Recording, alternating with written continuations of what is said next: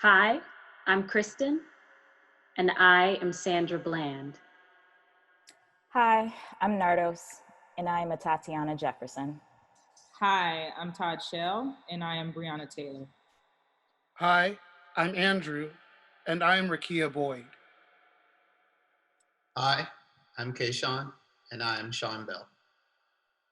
Hi, I'm DeJoiré, and I'm Tamir Rice.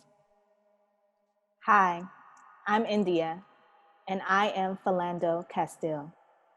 Hi, I'm Jasmine, and I am Amadou Diallo. Hi, I'm Jerry, and I'm Oscar Grant.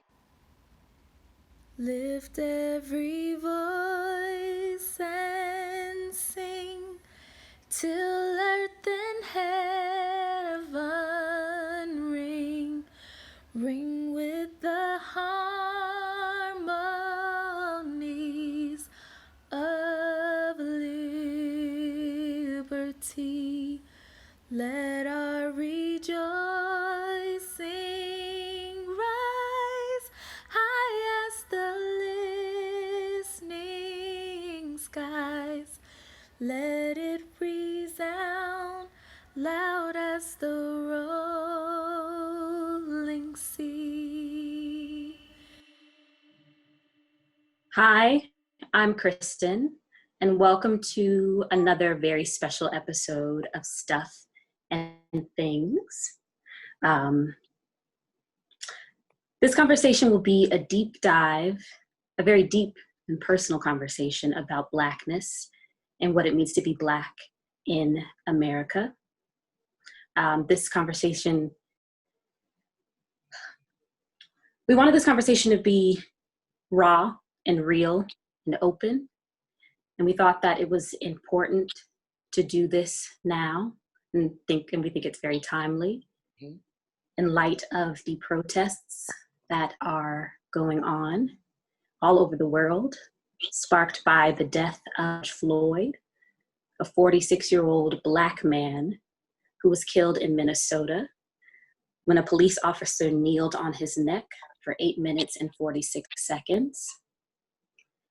I would like to note that today is the first of many memorial services for Mr. Floyd. George Floyd, we honor you. Rest in power. Before we go into our conversation, I would first like to ask the group if they would like to share any information about the victims that they named, victims that we've honored in the beginning of the video.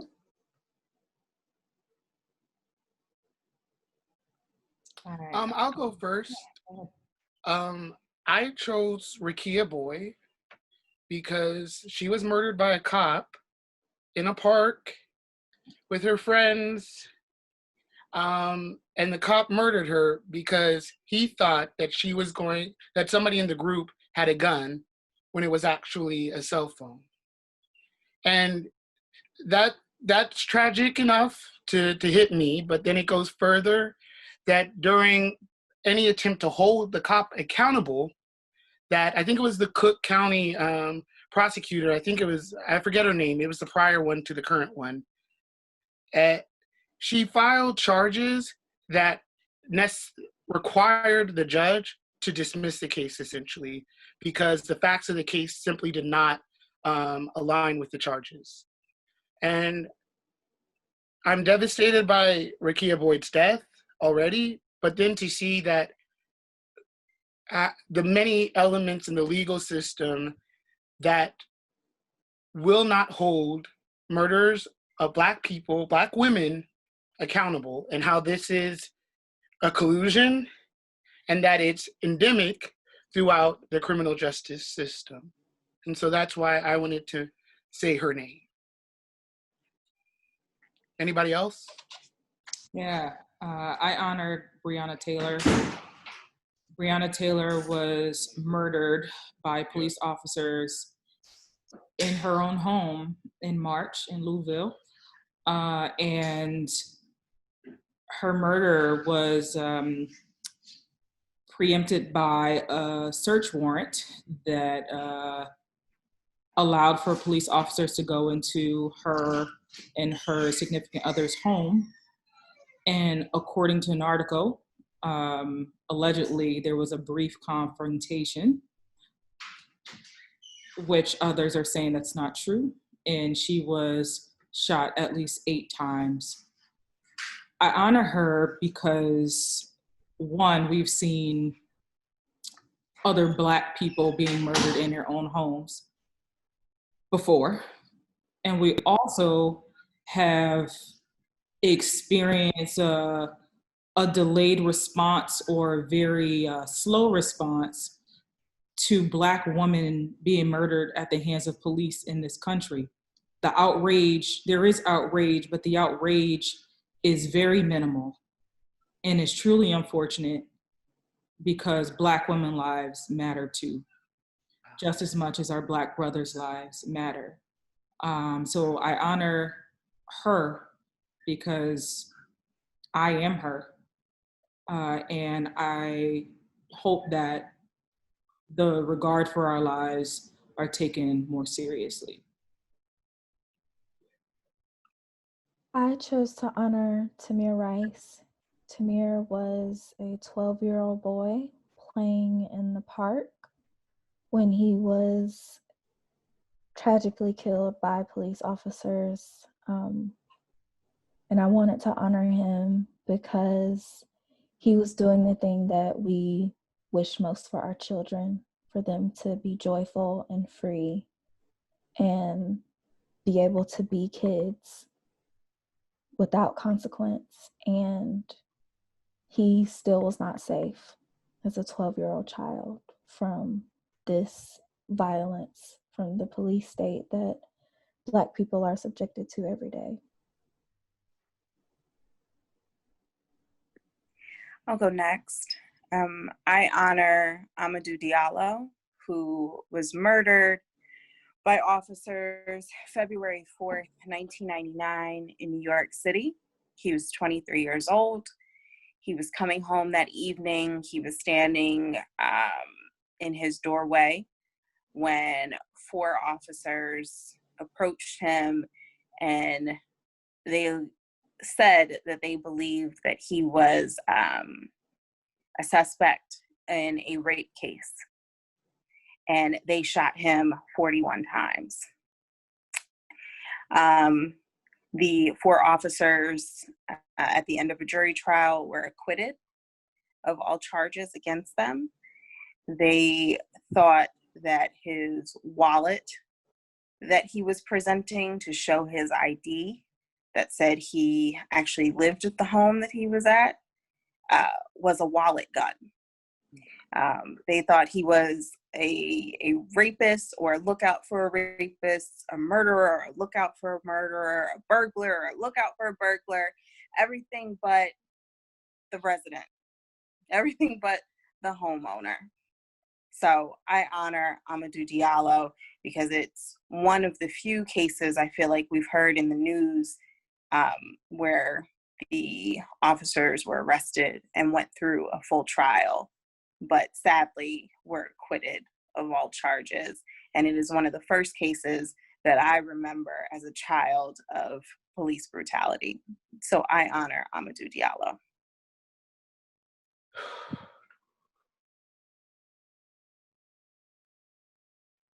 Would anybody else like to share? I'll also say I honored Sandra Bland, who was a 28-year-old Black woman who was killed while in police custody after a routine traffic stop. And she was found hanging in her cell 3 days later. Similar to Toddy, I am that woman. We are all roughly around her age. I think it's important to honor those who have passed, honor just our skin color, honor women, honor our race. And I feel like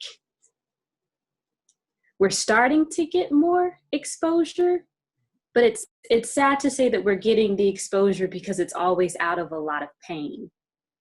And even this now, speaking as a group of Black individuals, it's not the first time we've had a conversation like this. It won't be the last time we've had this conversation, but I think it's important that we add to this narrative and that we share our stories and our perspective on what's going on in the world.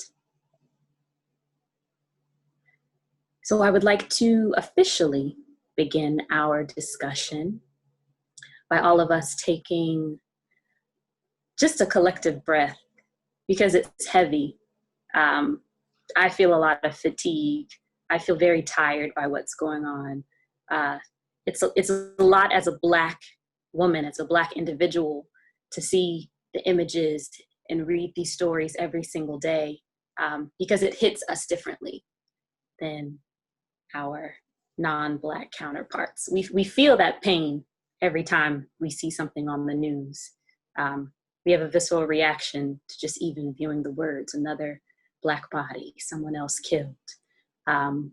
So if you all would join me, and let's just taking a little breath to honor those who have passed, to honor those who are protesting and fighting against racial inequality, systemic racism, and the many injustices in our world.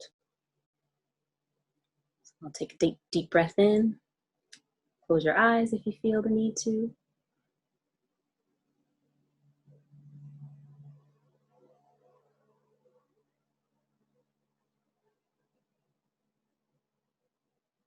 All right. I would like to pose the question to the group. How are you all feeling today about what's going on in the world? Please, let's also note that we are still in the middle of a global pandemic. Right. How are you feeling? What's going on? What's in your head right now? I will say that the past 2 weeks have been extremely heavy. Mm-hmm. I have woken up in tears several times. I think the weight of the world is generally on our shoulders as Black people, but you have more going on, and you don't have as much time as we have right now to sit in what's going on. The whole world has stopped and murders are happening. And let's not even talk about the countless number of people that are brutalized, that are killed that we don't hear about, or are brutalized and they survive it and we don't hear about it. So I have found it extremely difficult to focus on my work. I emailed our HR department, something that I thought I would never do, at my firm, and told them I think it's really important because I'm having a difficult time. I'm not an overly sensitive person. I'm not really a crier. But I told HR I was having a difficult time, and it's important to check on your African American and Black staff members. And as a firm, we need to do something. We need to make a statement. We need to donate some money. We need to do something. And I was very happy with how receptive HR was, and immediately working on something and checking on people and figuring out how we can help. But it has been extremely heavy, because, you know, George Floyd could be me, he could be my uncle, he could be my brother. The brutality is just, it incenses me on so many levels. So this couple of weeks has been very, very heavy, starting with Ahmaud Arbery, and then Breonna, I don't want to mispronounce her name, and now this brother having his life taken. It's a lot. And again, all the names that we don't know. It is a lot. Or the experiences that we have had with the police that sometimes haven't gone well. Thank God we're here to tell the story. You know what's interesting? So somebody sent me something from Justin G. Nelson posted on his Instagram, which is a quote by Deva Del Porto, and it captured exactly how I'm feeling when somebody asks, "How are you doing?"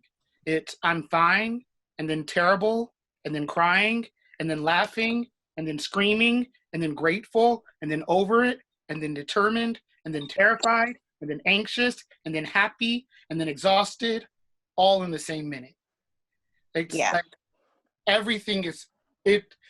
I think one of the things that makes this very hard and traumatic is everything that's coursing through your body, right? For me, it's the images of George Floyd being suffocated or murdered. It's the joy in seeing protesters out there taking to the street. It's the hope of feeling things might change. It's the exhaustion in that, oh, I have to go and get on this conference call right now and sort of, pull it together. And then it's like looking at Twitter for a second and then seeing somebody else say something that's so profound and so heart-wrenching. And then it's like, well, are things going to change? It's sort of like a desperate and manic feeling all at once, all at the same time, and it's continuing. And Jasmine, I really hear you, and I commend you for what you did talking to your HR department, because now I feel like, hey, that's something I can do, and I'm going to start using my voice, and that's very encouraging. And one of the things that I was thinking about why sometimes it's hard dealing, and I work in a majority white space, is that when somebody asks, am I fine? To me, it's a loaded question because, of course, how can I be fine? How can you be fine? I mean, do you not see me? Do you not hear it? Or are you not sensitive to it? How can anybody be fine? And so it's a loaded question. And what I'm thinking for what I want to challenge are people who employ people who work in authority positions. Instead of asking how somebody is doing and whether they're fine, watch them to see if they're fine. Start seeing people instead of relying on them to vocalize, because especially as a subordinate, what am I supposed to do and tell you, I don't want to work today because a Black man was murdered, and I don't like you for asking me this question, and quit reaching out to me about this. And not that, and I'll say to the credit for the people that I work with, they have been very sensitive and understanding, and they are willing, this is my carve out, and they are willing to share the burden and understand. But at some point, it's like, well, let's move from asking if people are doing fine. And I think this, Kayshawn and Jarvis, who's joining, for us as men too, we have to start seeing the women that we work with and asking, are you fine with what's happening in the office? And start checking and making sure they're fine. Because one of the things that I've known, and it's very clear these past weeks, and very exemplified, is the level of torment that society wants to put Black women through, specifically. How they do not want to see them, how they do not want to hear them. And if they do, they see them as a preconceived notion, or they're not listening to what they're saying and writing off their frustration, their hurt, their fear as anger and difficultness. And we have to start being that to them. I just wanted to jump in. I completely agree with everything. And I think that in terms of like the how are you feeling conversation, or like how are you? Because my firm has done a very good job in terms of internal communication, just saying something at all. Because my expectations for predominantly white spaces are extremely low. So you could grant that to 4 years at Georgetown. You could put that at my 3 years in Teach for America. You could put that at my 3 years of law school. You could put that at my firm. Like, my expectations are extremely low. So when they do come out and actually say something, I'm a little taken aback. I'm like, oh wow, I actually wasn't expecting that from you. And then you have where it has gone off the rails, because where at first, if I have a genuine relationship with you at work, then I understand where you're coming from with that comment. I understand it's actually coming from a place to truly try to check on me. But there are people who also simply reach out because they feel like okay, Kayshawn's Black man at the firm, let's check on him. He's a junior, let's make sure he's good. And then what can I possibly say to you anyway? Like, how can I not be good? Because at where I work, everything is based on hours here. So a day you take off is a day you got to make up those hours some other day. So these are just the harsh realities of it all. And I think that problem is compounded when somebody says, oh, well, what should we be doing? You have tremendous resources at your hands. You could pick up any number of books or articles. Netflix is just, there are 1,000 things you could be doing to become aware. Why now do I have to go to work, discuss the trauma that is happening outside and also in this place, and then educate you on the things that you should very well be able to see? And if you can't see, you can learn. You can open up a book and learn about it. So it not only is it, I hate to say that I'm tired, because I'm not like tired. I'm just like, oh, damn, we gotta have another one of these conversations. It's just like, I wish we could get the ball moving to the next part. Like, how long do we have to stew in this part before we get to the action part? And this, of course, this pushes that along, but how long do we stay here? Because the here is actually what's forcing so many people to, like, I think Toddy said, like, to sit in this for so long. And it's just not been the practice. So that's You're allowed to be tired, Kayshawn. It's okay. Wow. Yeah, but in terms, I heard that exhale. That's how I've been feeling. Like, I'm exhausted. Yeah. Emotionally. And then like, that's just not the way I feel. But I get that. I do acknowledge that people do feel that way. It's just not the way. I'm frustrated. I'm like, more or less, like, the energy that I have is just like, damn, I would rather use my energy to actually do my job. Like, I would rather be able to come to this desk and just work. Like, I would rather be able to do that thing and then not actually, because the thing is, it's not, being Black is not tiring. Like, the being Black is not tiring. The way people treat Black people is tiring. Like, damn, you're not tired of this? You've been up to this for 400 years. You're not tired? Damn, nobody doing nothing for 400 years. How are you not tired? So I don't know. That's just crazy. As an aside, guess what's in the top 10 movies on Netflix right now? The Help. Right. But one of my favorite things in that movie is when although it is a very questionable movie, is at the end when the lady says, "You're a godless person. Aren't you tired of this? Quit being evil." I low-key love that movie because you are kind, you are smart, and you are important. You is. Thank you for the grammatically correct. You is. I have to say R because we're taping. Okay. I love y'all. So I have been trying to get the "I will beat your ass" out of my spirit. The what? The "I will beat your ass." Oh, let it sit out in of there. my spirit. You don't have to let it go. You can't let that get built up. No, cannot. Because your ass. I got your back, DeJoiré. Definitely. While I recognize that is a very valid and justified feeling and desire for any of us to be experiencing now and really in any moment, because of the constant racism in our American system. And if you disagree with that, you can still catch these hands. I am cognizant that my reaction to what's happening, my initial reaction, might not be the best course of action for me to take.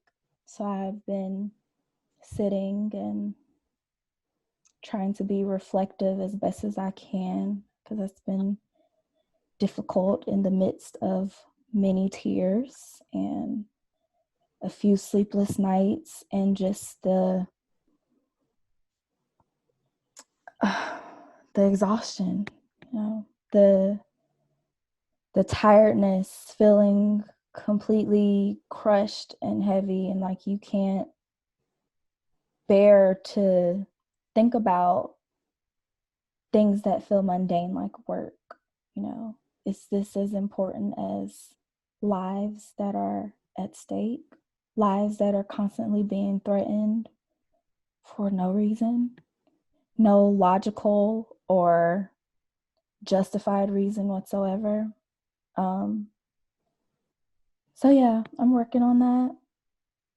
I'm still trying to figure out, Jasmine, if I'm going to say something to my job.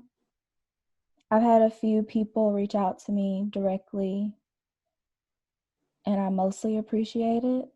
I don't have a problem that they did, but it also makes me feel tired, because even in people reaching out and saying, is there anything you need, or telling me that they're an ally and they think that all of this is horrible, it's still me having to, in some way, feel someone else's feelings and emotions about what's going on. And I just don't have that in me now. But I am extremely grateful for community. That's been really about the only thing that has been helping me get through. Yeah, I'm just trying to make it. The thing I am doing, though, is being honest in my emails when someone asks, hey, how's it going? I'm not good.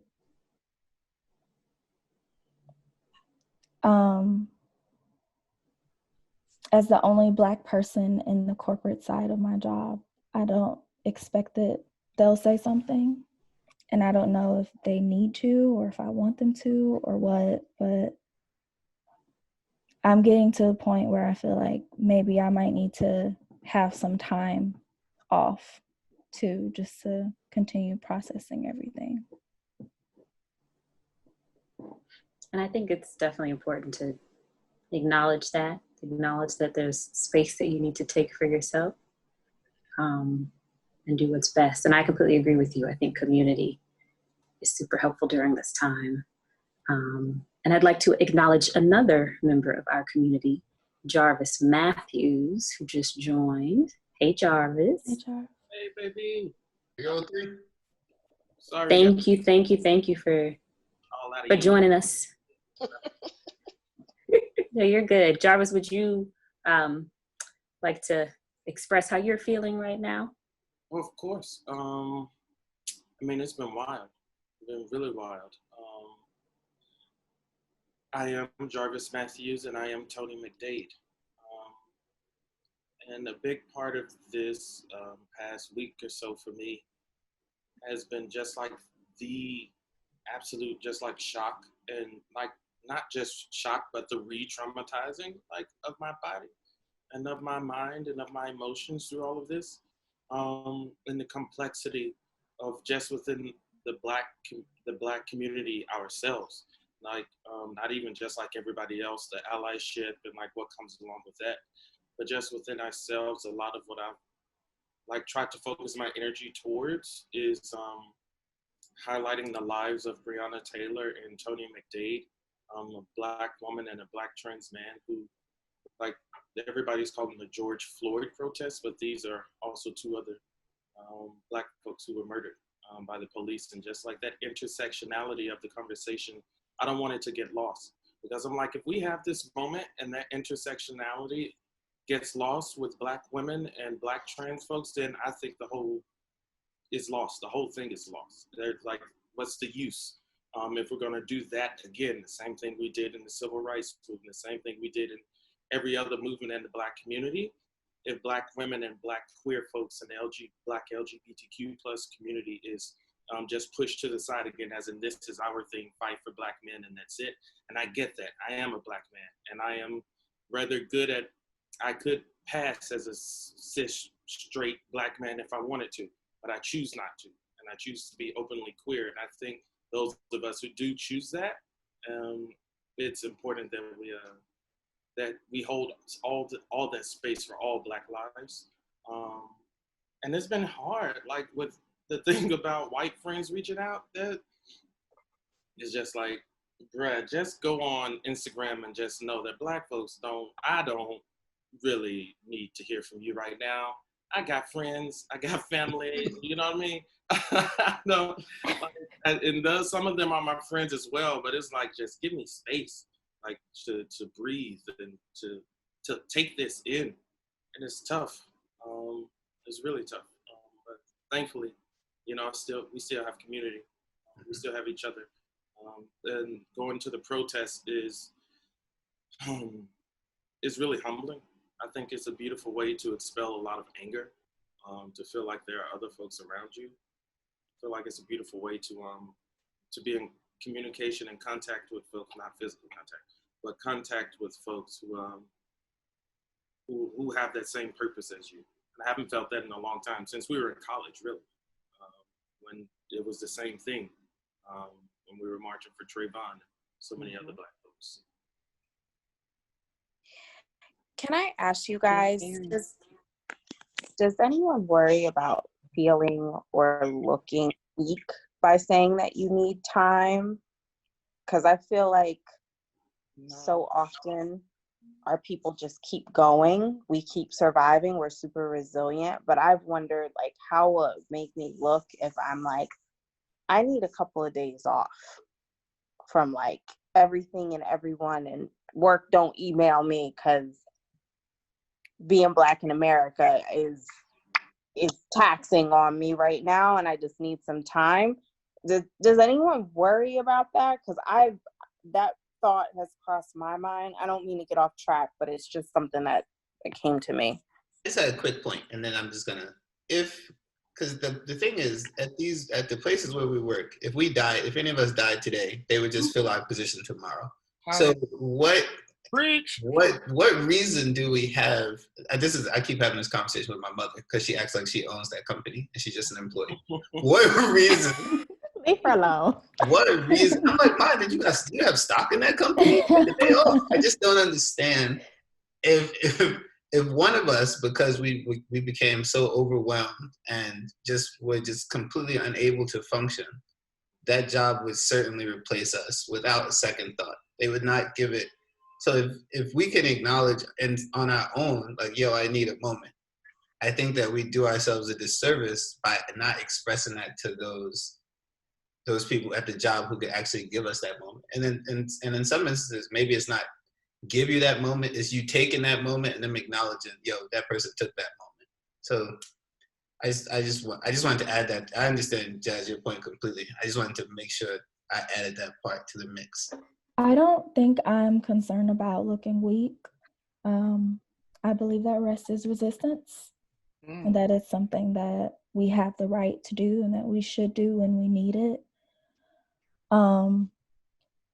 The thing that frustrates me and bothers me about having to ask for time is that because this is an issue that's really, it impacts all of us, but it's really having deep, profound impact on Black people, that it won't seem legitimate to my very white corporation. You know what? Like, if someone dies, everyone would say, oh, we understand, take some time off. If I say, hey, it's a really hard time being Black right now, are these white people going to look at me and think that that's not a legitimate reason for me to take off of work? I think that's a tool of white supremacy. It is. It's rooted in capitalism and like showing that your value is connected into what you do, right? And I think the tool of slavery, which is the exemplification of white supremacy, is taking bodies and commodifying them. And when we're afraid to look weak, when we're afraid to take rest, we're turning ourselves into commodities, into robots, into tools to make money. And that's not what the 13th Amendment freed us for, although there are ways going against that with, jail and all that stuff. But we have rights to say, I'm a human and I get to be weak. I get to be more than a bottom line or a paycheck. So I do agree with you. It's hard. It's rejecting a lot of the normative stuff that we were raised in or socialized to be. it is a rejection, and that's why it feels sometimes unnatural. But it is a righteous rejection, I think. That's I why y'all are think, my smart Georgetown friends. See, talking about but I also think intersectionality. that's a way to. Oh, I'm sorry, I didn't mean to cut you off, Jasmine. No, go ahead. No, I was also just, I mean, that leads into the second question of, what are you doing to protect your Blackness? And I find that's clearly one of the ways that we can protect ourselves is taking that time. And like you said, Andrew, acknowledging that is part of resistance. It's not necessarily rejection, but it's just people, I mean, I won't say there's no other race that understands it, but Black people understand what other Black people are going through. That's true. And I think having this discussion here, we're able to find ways to, talking with each other, find ways to protect ourselves and start you know what, I was listening to T.D. Jakes on, I think it was Good Morning America or something earlier today of like people calling for healing right now. Like we're not in the healing process right now. We're in that process of it's uncomfortable and we have to make the change right now. So please don't try and rush to the healing. Breaking and tearing and getting down to the bottom and the nitty gritty of what's going on. And please stop trying to push unity on us right now. Yes. We're not trying to be divided, but unity is not justice. Whew. Say it again for the people in the Unity is not justice. We can be together, but it better be together with justice or you can catch the spade. I know that's right. You know what? I felt that way after was it the Charleston church shooting, Dylan Roof? Yes. When days later, church members were talking about forgiveness and we forgive the shooter. I don't forgive any of that. I don't forgive a mass shooting targeting African American people. I don't forgive it. I still don't. I don't think that those officers need to be forgiven. I don't think that's my job. My job is to be the resistance, to fight against injustice and make sure justice is served. I guess I'm saying I do not want to be forced into submission, into, just nodding my head and keeping on going with life. And that's just, stuff that happens. You just got to keep moving. I don't want that anymore because I am enraged. Constructive, but I'm enraged. Can I Sure, interject? Lisa, how are you feeling? I was just about to call on you. Oh, great. I love being called on. I'm kind of in a different place or a different perspective. And sometimes it makes me question or wonder about the place that I'm in. But honestly, I think, as a hobby, I read the slave narratives at the, as a hobby for at the National Archives. Yes, on Saturdays they're open. And I also, I own Eyes on the Prize. I watched Fannie Lou Hamer and Ella Baker. I read the Scottsboro Boys book, and I've done that very early on, right? So I think for me, very early on, I was enraged, right? Now I think because I don't know if I'm numb or not, maybe. I think I'm numb myself to it, or more so, even sadder, I've been expecting it, I guess. I've always said history repeats itself and it's going to happen. And also, too, because, I study people, I'm from the South, and I know the venom that they possess. And I guess for me, I like, even this morning, I just felt not even angry. I was just deeply saddened, I guess, that it had actually come back around because I've always wanted to be wrong, I guess. I've always wanted humanity to prevail and prove me wrong, and I wanted our allies and I wanted what people thought, that the world had changed. I wanted that to be true, and for me to be the pessimist that I am. And it just deeply saddened me because I was like, damn, like this really did come back around, and everything that I've read, everything that I've watched, and all of that just started rushing back to me. And now I think I am not so much of a outrage in terms of like physically showing it. I think I'm the Black person that white people fear the most, and that is more of a vengeful Black person. I feel vengeful to the White point where safety? I want to be so strategic in my get back. I'm gonna smile in your face.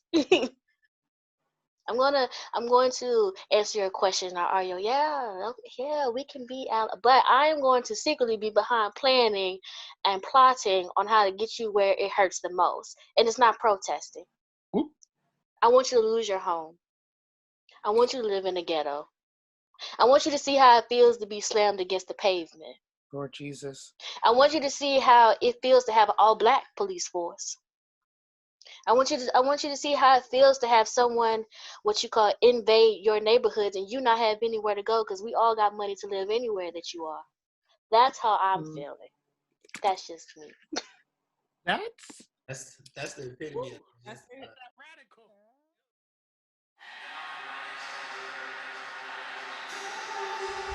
Hi, this is Andrew. I'm one of the producers of Stuffing Things. Thank you so much for joining our conversation on Blackness and what it means to be Black for each crew member. Because our conversation was so fruitful, we will be releasing it in 2, maybe 3 episodes. Keep an ear out for the release dates of the additional episodes. Thank you so much, and please keep on joining the conversation.